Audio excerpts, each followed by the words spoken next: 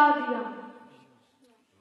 मेरे हम मकतब साथियों तवज्जो फरमाएं, मेरे महबूब पैगंबर सल्लल्लाहु अलैहि वसल्लम का मर्ज़े बात में सहाबा रज़ियल्लाहु अन्हुम के सहारे मस्जिद में तशरीफ लाना, नज़ा की हालत में अस्सलाह की सदाएं लगाना, आइन लड़ाई में नमाजों का इत्माम फरमाना, जो यज़कुरुल्लाह का जुमला इरशाद फरमाना नमाज की अहमियत पर वाज़ेह सबूत है।